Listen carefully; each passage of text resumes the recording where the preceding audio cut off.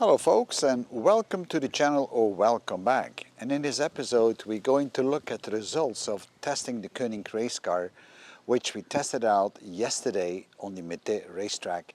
In total we had 4 runs of half an hour and we had quite a few of surprises.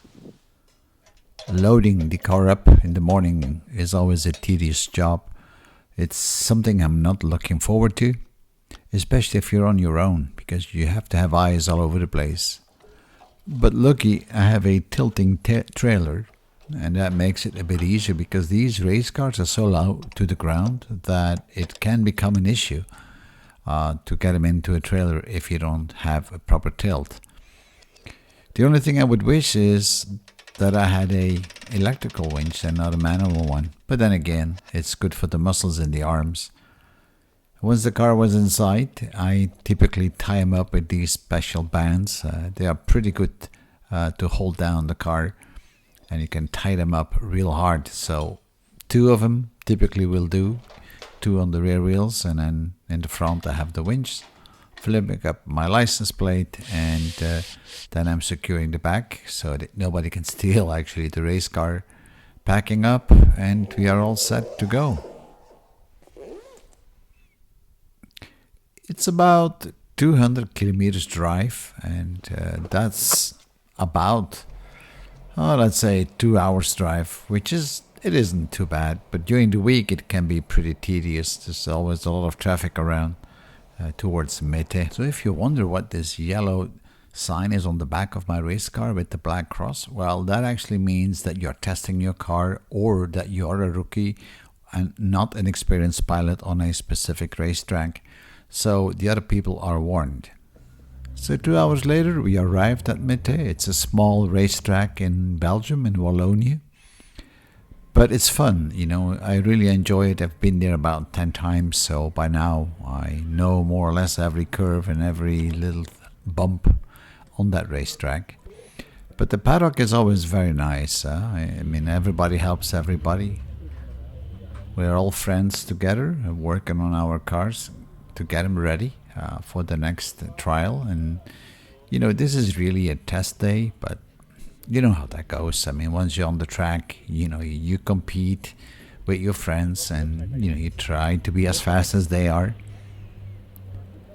Now this car, what you see here, that one is one from a friend, Danny and Eric, and it crashed about 3 weeks ago in Zandvoort, a very serious crash, so they did rebuild it.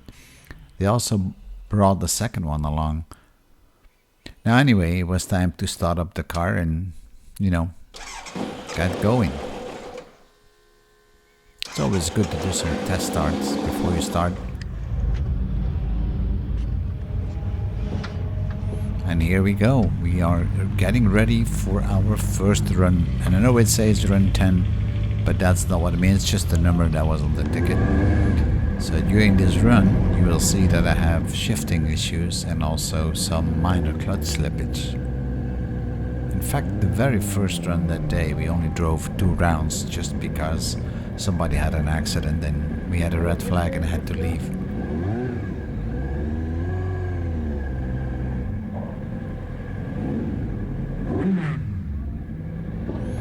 So now we are lining up to get onto the track, and there's about 30 of us. So that's a whole bunch of Formula Fords and the likes.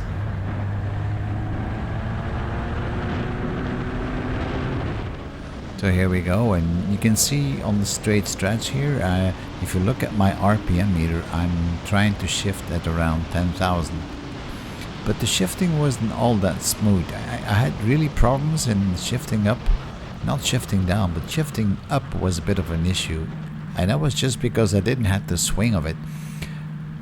But it was also a small adjustment that needed to be done on the lever on the actual gearbox. Now once I corrected that one, the shifting went very smooth, and you know, you just need to get the swing of it. Now this is a 6-speed gearbox, which is really not optimal for this short of a track. Now you probably noticed that other cars, or race cars I should say, are really passing me, and I'm going quite a bit slower. And the 2 reasons for that are I had issues for shifting here, and the second issue was that I could feel kind of a slippage going on my clutch. So each time I was depressing the throttle hard or flooring it, I could hear my RPMs and see my RPMs going up, and then I had to let the throttle go to have them fall back, otherwise I would have burned the clutch.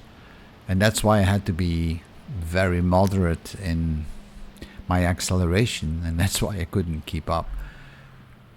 It was a bit strange because especially around 8 to 9,000 RPMs and 10,000 even, once I wanted to push more force there, and especially shifting up in the gears, it started to slip, and you can see that in the right hand top of the video.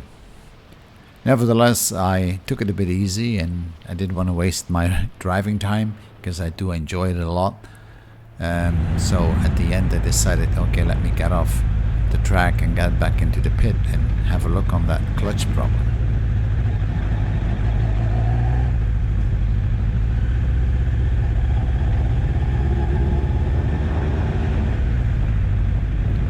And here we are, back in the paddock, ready to work on the car and get that lever fixed.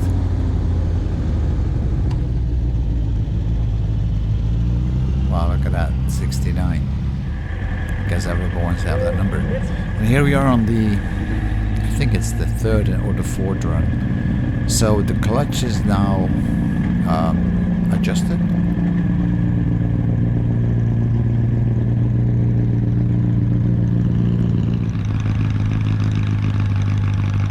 Here we had a little bit of a waiting time, but it's always a good time to adjust the mirrors. And off we go again.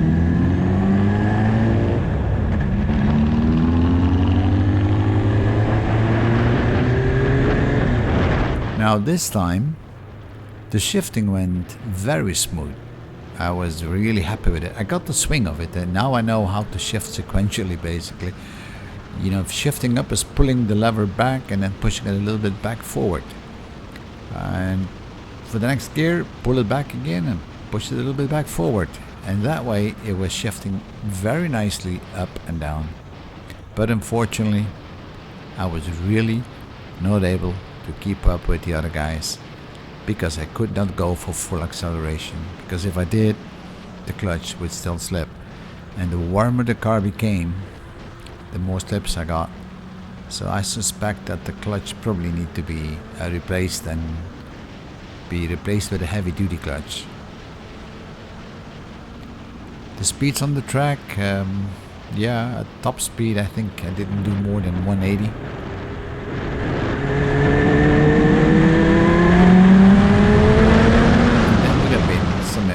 This straight stretch, and you can watch my speedometer on the left hand side, and if you can't read it, you can always go back to the beginning of the video where we started up, so you know more or less where the different speeds are.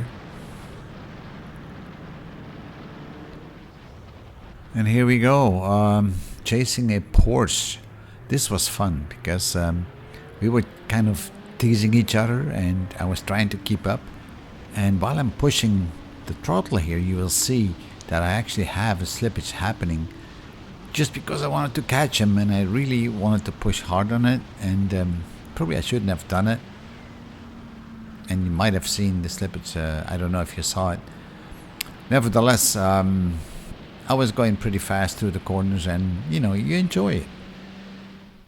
But then my friend Danny came along my side, and he started giving me the sign of something wrong with you. I confirmed, and I could feel that the rear end of the car was a little bit loose. No, I wasn't sure what it was, so I decided to go back to the pit, and that was it for the day. And once we were back home, we did the damage check. So let's have a closer look on what actually broke.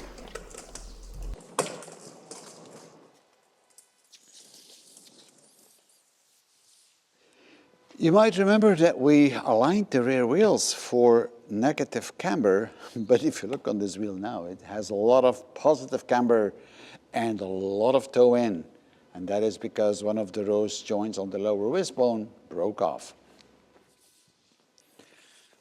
It's this rose joint that actually snapped off the bolt right there where the nut is. See, that's where the nut normally connects, and it just snapped off.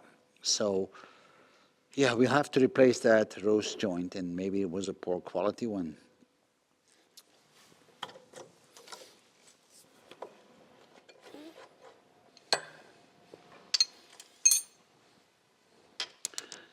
And here it is, just snapped off.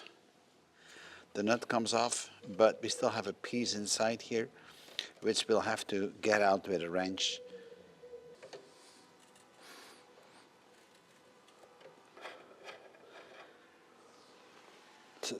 So I was told by some people that the rose joints that I have here are not the best type or the best quality.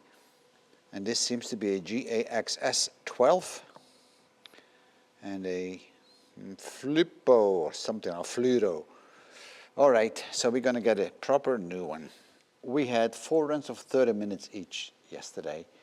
In the first run, we only were able to drive about 2 laps because somebody then caused an accident, and we had a red flag, so we had to leave the track. So I couldn't really test the car. The tires were not even warmed up. On the second run, I was able to warm up the tires and develop some more speed, and the geometry felt fine. I had no oversteer, no understeer, and everything seemed to be going fairly smoothly. The shifting didn't really work the way I wanted to have it shifting, so I changed the lever on the gearbox a little bit more forward, and then the shifting started to work better, but still it wasn't smooth at all until I really had the flow of it. There's a special method to shift with this car. It's a sequential shift, but it's not like 1, 2, 3, 4, 5, 6.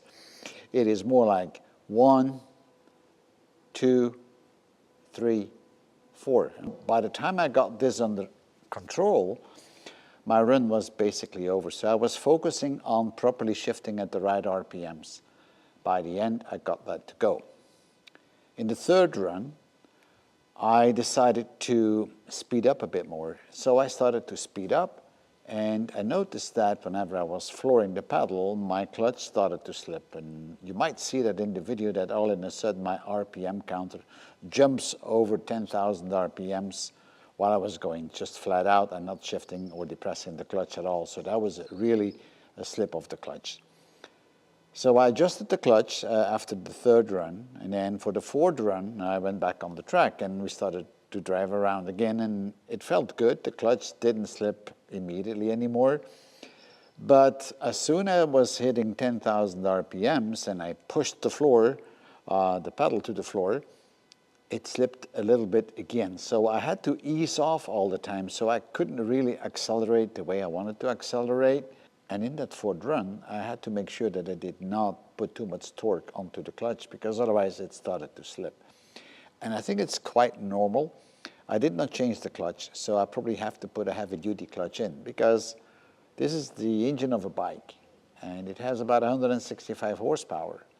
Now, a bike is typically 200, 220 kilograms. So this is a lot less mass than this race car. When I'm in it, fully loaded with gas, it's around 430 kilograms.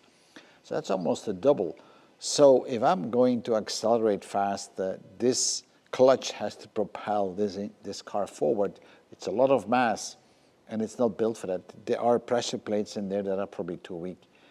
So what I have to do is change that clutch out with stronger clutch plates. And I know they do exist, but that's what I will need to do to prevent this slippage of the clutch. And then near to the end of the fourth run, my friend Danny passed me, and he started to give me the sign that something was wrong with my car.